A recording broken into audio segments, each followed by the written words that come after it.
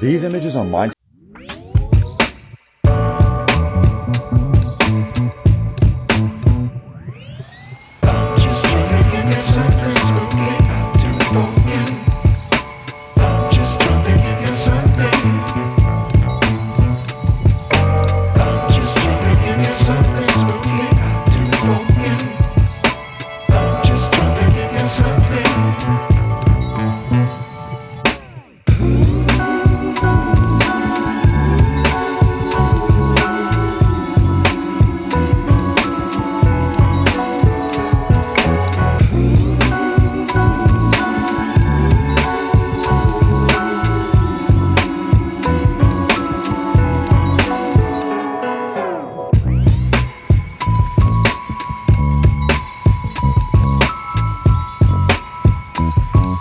Will this AI just be used to have fun, or do you think it'll have a more serious, maybe negative impact on the world?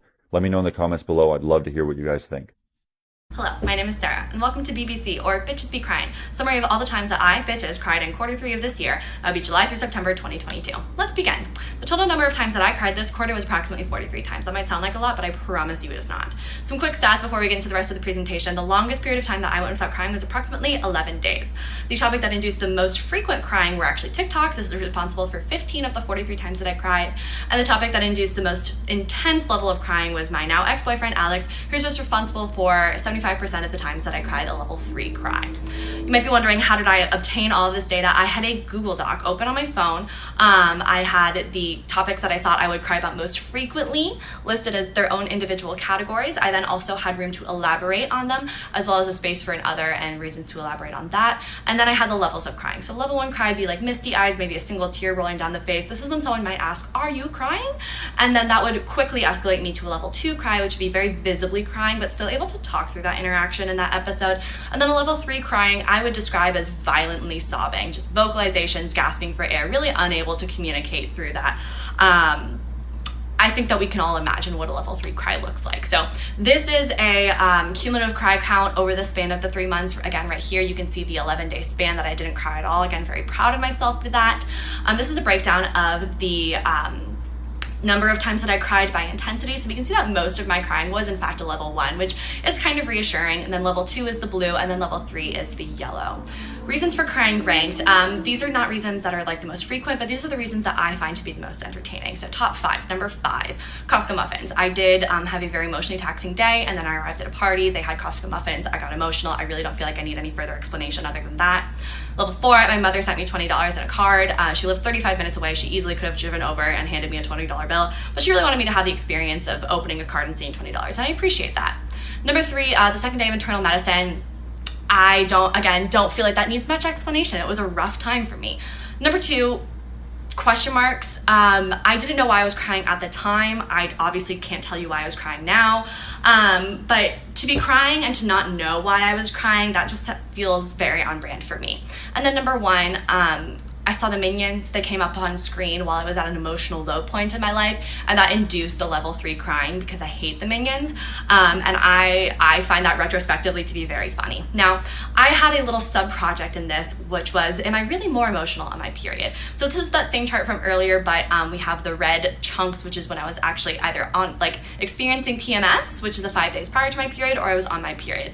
Now, here are some statistics regarding correlation. I'm not going to read these out to you. I'm just going to tell you the conclusion, which is that the association between my period and the number of times that I cried is not statistically significant. So thank you all for coming. If you have any questions, leave them in the comments and tune in for quarter.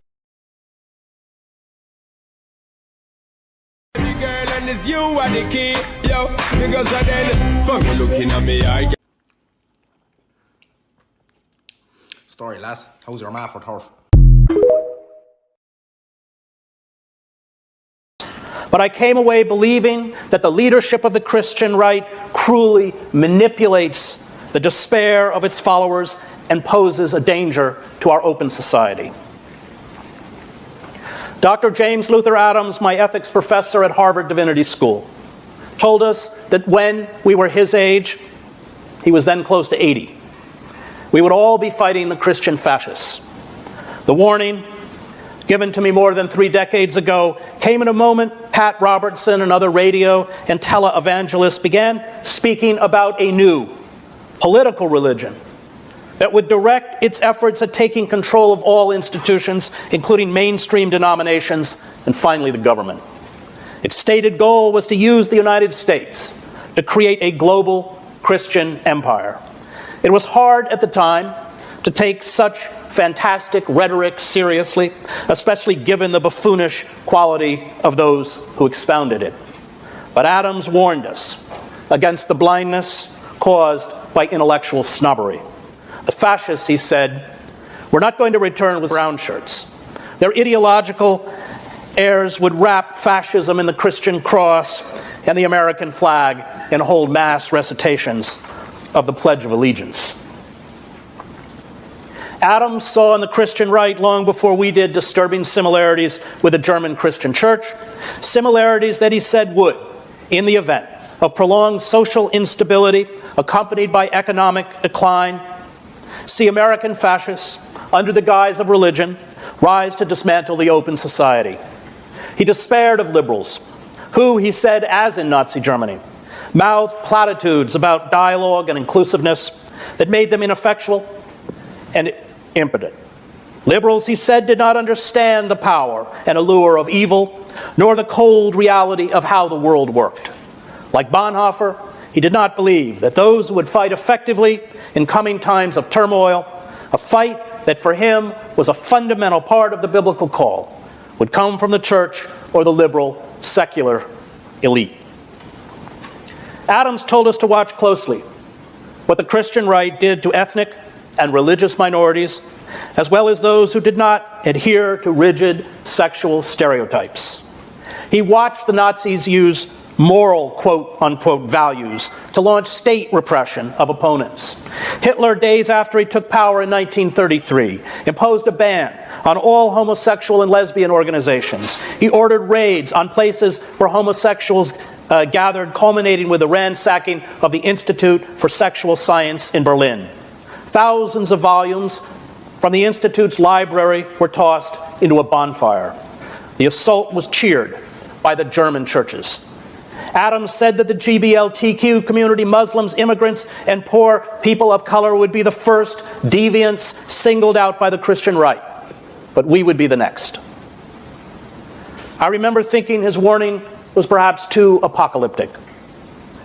But nearly 4 decades later, the power brokers in the Christian right have moved from the fringes of society to the floor of the House of Representatives and the Senate, the White House, the judiciary, and major government departments.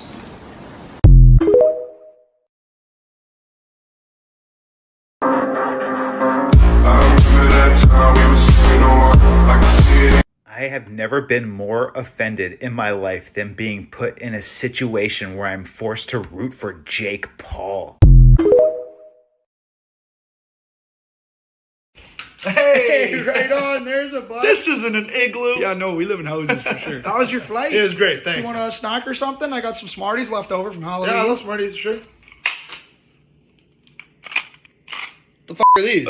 Those are Smarties. These aren't Smarties. Well, I don't know what you're talking about, but those are Smarties. What are these? What the What do you eat Smarties my whole life, bud? Those are Smarties. These are not Smarties. These are not Smarties. What's going on with you, eh? Those are Smarties. Those?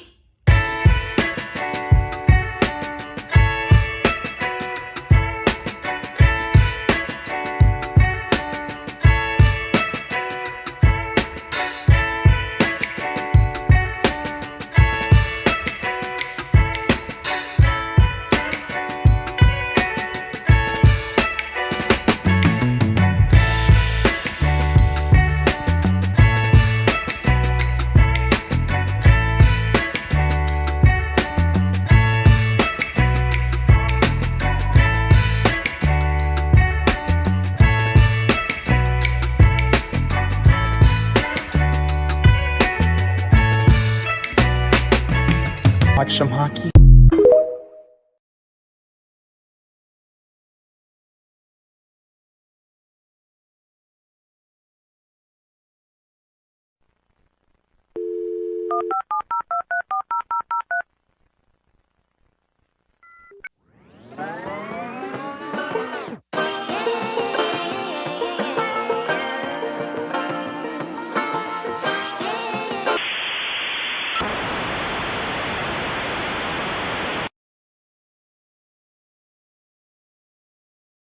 So since the news refuses to be the news, I have to be the news.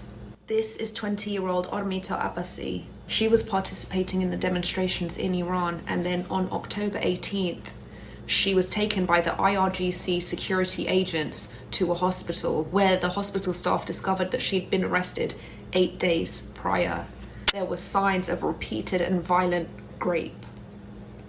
They were pressured by the IRGC to report the rape as having occurred pre-arrest. Her family were informed that she was at the hospital, and when they rushed there to see her, her half-conscious body was kidnapped by the IRGC and taken to an unknown location.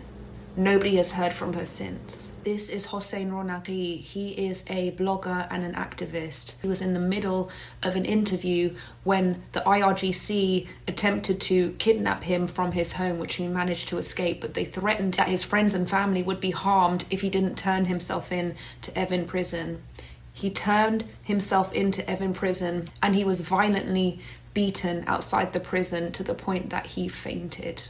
He was then taken into the prison, and both of his legs and his finger have been broken. People from inside the prison reported seeing him being dragged from the confession room to solitary confinement. Since they broke his legs, he can obviously no longer walk, and he is being denied medical attention. This is 22-year-old Elmira Hosseini. She was handing out chocolates on the side of the road, and the chocolates had a note that said, "Woman, life, freedom, Zan Zendegi Azadi." She was arrested for the note. Her mother was informed that if she provided her birth certificate, they would let her go. And of course, they didn't let her go. Her life is in serious danger. This is Nilufar Hamidi and Elohe Mohammadi. These are the journalists that broke the news about Mahsa Jina Amini's death. They have been in prison ever since, held in solitary confinement. Their lives are in serious danger. 227 members of Iran's 290-seat parliament just called on the judiciary, the Islamic Republic's kangaroo court, to issue death sentences to all of the people that have been arrested for peacefully protesting. That number as it stands is 14,000. 14,000 innocent people are about to be hanged by the Islamic Republic of Iran. I've said this before and I'll say it again. The Islamic Republic has yet to execute persons whose names are well known in the international community. That is strong evidence that saying their names works, and it is the least that we can do. If nothing else, say their names to save their lives. Good afternoon, you dirty old bitch. You want to learn how to make stained glass? Great, because I'll tell you the absolute bare minimum on how you make stained glass pieces. You start by cutting out your shapes, and then you take them over the grinder, and this is where you fix all your fuck-ups. We're just going to do the same thing the Kardashians do to their chins and their noses, and we're just going to shave this shit down until it's exactly the shape that we want.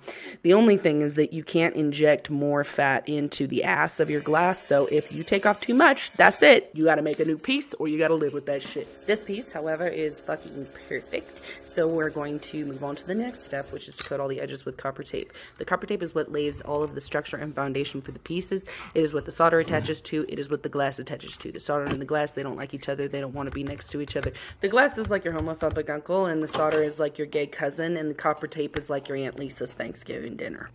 But it's like a little bit more permanent than that, so I guess it'd be more accurate to say, like, if you went over to your Aunt Lisa's for Thanksgiving dinner, and then you got there, and she locked all the doors, and she shoved you in the basement and kept you there forever, next to your homophobic uncle. You're the gay cousin in this situation now. And then once she's got you trapped, she comes in, she solders the door shut, and then she keeps you in there forever. Or maybe sells you to someone so they can enjoy how beautiful you are. Dark. We've just tag soldered everybody together. That's just like little kisses of solder. You keep them, they like hold hands and hold their position, and then after that you take all those pins out and you just start slinging that solder, baby. You just start laying them thick, fat, juicy beads, you know, pleasantly plump. And then once all of that is finished, we're going to put a U-cane border on it. Now this little piece of U-cane border is made out of lead. And people always go like, lead poisoning, lead poisoning, lead poisoning. Fun fact, you can only get lead poisoning from ingesting. So, if you handle stained glass pieces, wash your hands before you eat and don't lick them. And that's kind of how you avoid that. It's not that hard. It's pretty cool. It's pretty neat. Alright, now we're done soldering this little bitch, so it's time to give her a little rub-a-dub-dub scrub tub time. Then I polish her up, and then we just put her in the sunshine. We let her be a sunshine girl. We let her do sunshine things where she looks glorious and sunny and wonderful. And that brings us to the end of our tutorial. That's how you make stained glass.